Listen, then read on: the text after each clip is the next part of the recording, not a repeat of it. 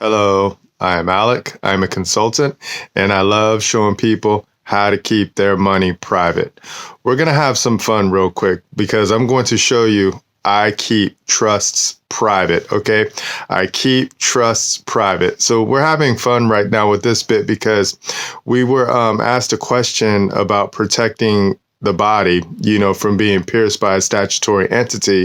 And then I did a bit the other day about that, of just how to protect the corporate veil. So now I'm going to show you how to protect the trust veil, okay? But I want to do something real quick because there's this little bit that goes around. It's like a meme, and here's what the meme says. You will own nothing and be happy. Repeat, you will own nothing and be happy.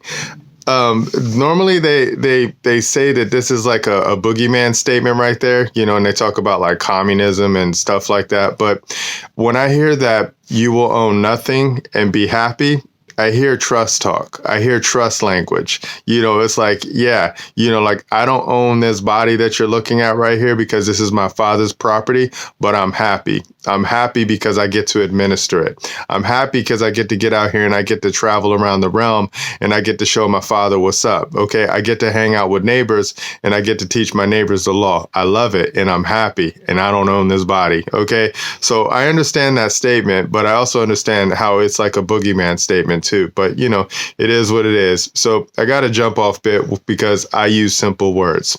So I'm going to show you speak to be understood. So I'm going to read from my Father's word real quick to set this up. Okay, check this out. He that speaketh in an unknown tongue edifieth himself, but he that prophesieth edifieth the church. Okay, this is why I had a problem when I was in the healthcare realm with doctors. I had a problem with medical leads. I had a huge problem with medical leads because I'm like, I understand that word is about being precise, right? But when you're speaking to the people that you need to help, you need to talk to them at their language, right? And you don't complicate things, right? So doctors or medical people would always complicate things with medical leads. And I saw, and I operate in the same realm right now, where legal people operate with legalese and then they complicate things with the words. I just like to keep it simple because edify means instruct. Okay. Prophesieth means instruct. So I like to instruct and I like to show people how to operate. This is what I've been doing my whole life and it's so much fun. Okay. So I'm going to show you the setup right now. Okay. I'm going to show you the word pierce. Okay. This is what the word pierce is. To thrust with a pointed instrument. Okay, to thrust with a pointed instrument. So the words that I use, those are my tools. Those are my instruments. That's how I'm able to cut through things with simplicity because I use simple words. So that's how I pierce through all the BS. Okay, so now I have my agent bring back to me what is piercing the trust, right? Because some people are afraid that the things that we create, the church controlled organizations that we create may be pierced. And I'm like, no, they cannot be pierced. What can be pierced is the people who operate them. Okay, so that's how you hack into any system. So a system can be solid and a system can be strong, but the weakest link to the system is the operator. Okay, so if the operator doesn't know how to operate the system, that's how you get into systems. Okay, that's how you get into passwords and things like that is through the people.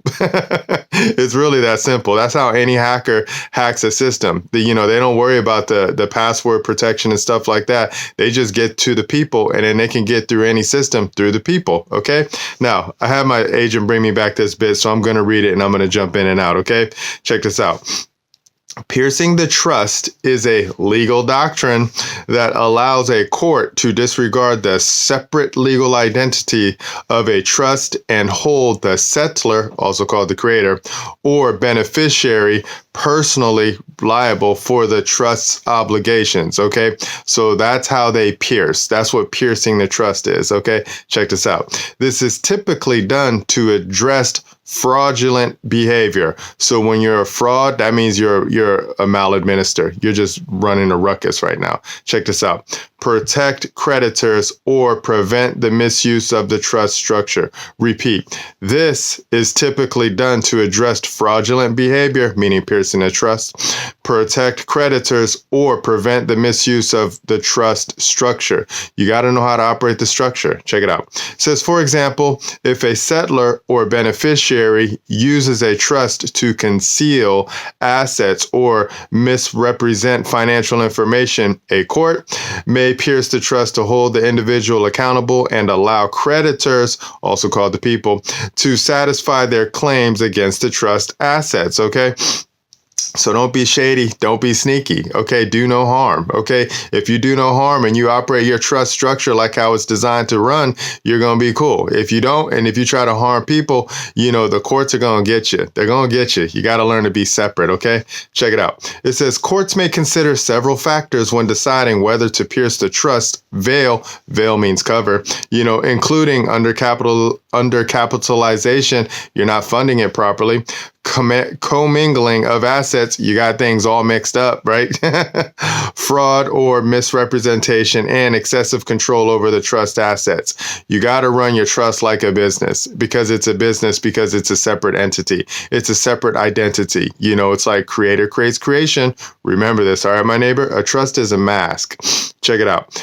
In the context of revocable trust, because you got two types, in the context of revocable trust, where the settlor retains control and the trust is often used for asset protection because it's a separate entity, piercing the trust is more likely if the settlor has transferred assets to the trust with the intent to defraud creditors, or if the trust was established after the creditor's claims arose. Okay, so this is why we always operate through trust. You set it up from the get-go. Okay, this is why we say people need to create trust, and people need to be in their own trust entities. Like if you're in a relationship, that needs to be its own separate trust. If you're a man and you're a woman and you're dating, then you need to have your own separate trust, right? And you need to set the rules down so you guys know how to operate that trust. That's what we like to do. Check this out.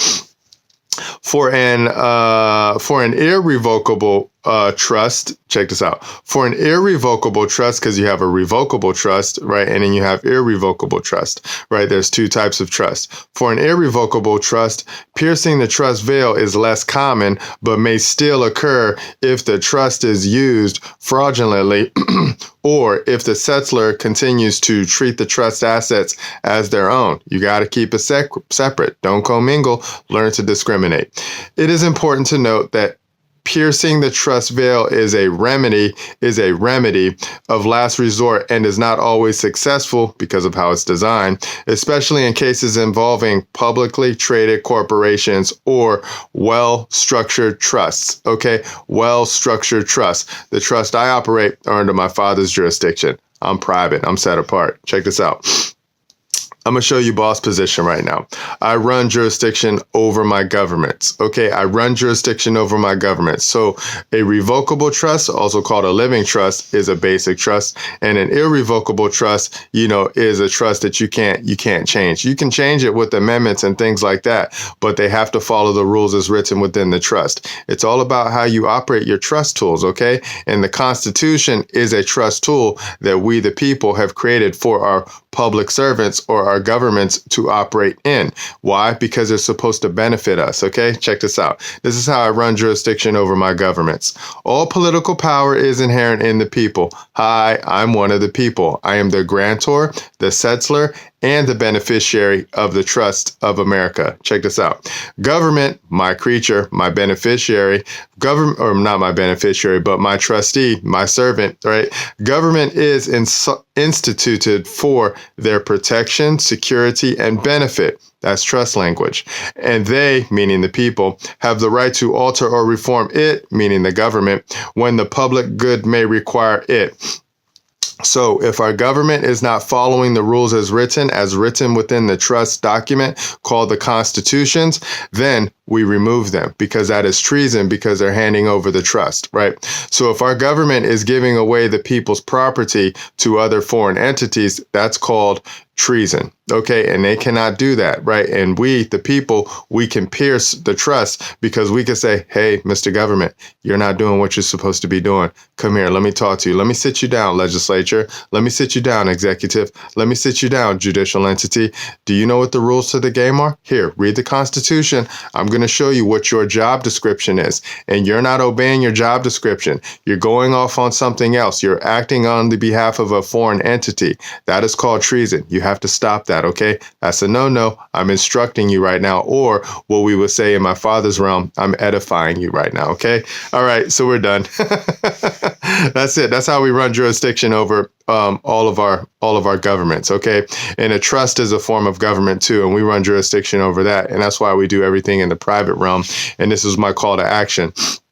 So if you want us to show you how to keep your money private, because this is what we like to do, we will move your public person into the private realm, and we will talk about some wonderful things, and we will show you how to operate your trust. We will show you how to operate your body. We will show you how to operate your life, okay? That's our brand. One body, one life, one trust. And if you want us to show you how to do this, you should contact us, okay? So our information is either going to be on the screen, in the description, or you can go to the profile. You can get it there. You can give us a call, and you can say, hello, sir. Can you show me how to keep my money private, please? Because I'm tired of the government's hands in my cookie jar, and I want to be able to distribute my funds to the wishes that I want, right? If this sounds like a good fit for you, you should contact us, okay, my neighbor? All right, we're done. Let's go ahead and walk it back up now. So remember, put that boss position in your back pocket, and we will show you how to run jurisdiction over your government. So put California Constitution, Article 2, Section 1 in your back pocket. All political power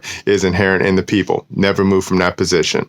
All right, so now you know what piercing the trust is. You know, it's a legal doctrine, and we will show you how to protect your trust, okay? And now you know what pierce is. Put that in your back pocket, because pierce is a pointed instrument. I am my Father's pointed instrument. I operate my Father's pointed instruments. The words that my Father gives us are the instruments, and that's why we keep our blades tight, man. Okay? And now you know, when you speak, you better speak so you're understood, okay? Don't use fancy words. Just use real simple words, okay? Use very simple words. Who cares if the alphabet people, you know, the ones with the MDs or the whatever, the ones with the titles behind their name, who cares if they say, you don't sound like an expert? Nah, I'm not supposed to sound like an expert. I'm supposed to sound like a teacher, and I'm supposed to be able to pass on the information that I know to the children. Okay. So if a child can understand what it is that I'm talking about, if a child can understand how to protect the trust, then I'm cool. If a child can't understand how to protect the trust, then my words that I'm using, they're unknown. Okay. I'm just talking to myself, and I don't like to babble, man. Okay. And that's how I keep trust private. All right. I keep trust private with simplicity, man. So again, call to action number 2. If you want to hang out with us, and if you want us to show you how to keep your money private, contact us, okay? The information is either going to be on the screen in the description, or go to the profile, get it there, give us a call and say, hello, sir, can you show me how to keep my trust private? And also, I would like to keep my money private. I would like to hang out with you. What do I have to do to hang out with you? If you and I seem like we're going to be a good fit, then we will move your public person from the public realm into the private realm, and we will talk about some wonderful things, and we will show you how to operate in the private, okay? By God with love. All right, that's it. We're done. We're going to put this together. We're going to upload it. We're going to see how it flows. I'll talk to you guys in the future. Remember, nobody's having more fun than us. Bye.